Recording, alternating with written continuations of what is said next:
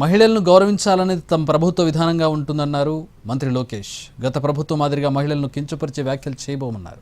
మచిలీపట్నం వెళ్తూ మార్గమధ్యలో నిమ్మకూరులో ఆగారు మంత్రి నారా లోకేష్.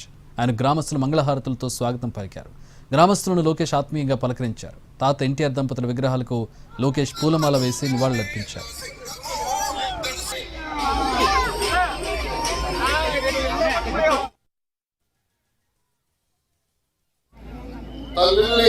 ప్రతి మహిళల్ని గౌరవించాలి.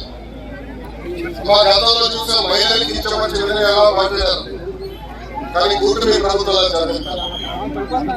జూలై 5వ తారీఖు నాడు పేరెంట్ టీచర్ మీటింగ్ పెట్టుకున్నాం. తల్లి విదేశాల నుంచి అంటే తల్లిదండ్రులు పిల్లలు కలిసి మాట్లాడుకుని మన పిల్లల భవిష్యత్తు ఎలా ఉండాలి, ఎలా చదవాలి దానిపైన ఒక ప్రత్యేక రాష్ట్ర వ్యాప్తంగా సమావేశం ఏర్పాటు చేస్తున్నాం.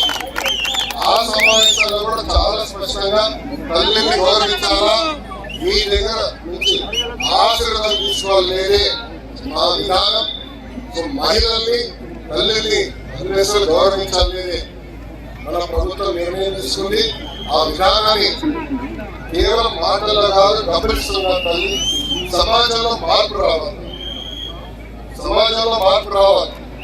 ఎందుకంటే కొన్ని పదాలు వాడటం, గాజులు తోడుకునేవాళ్ళు కరెక్ట్గా, చీర కట్టుకునేవాళ్ళు కరెక్ట్గా, అమ్మాయిలాగా ఏడవద్దని చెప్తాం కరెక్ట్గా. అది మారాలంటే మన ఇంట్లో మనం మారాలి. మన ఇంట్లో మగవాళ్ళు వాడితే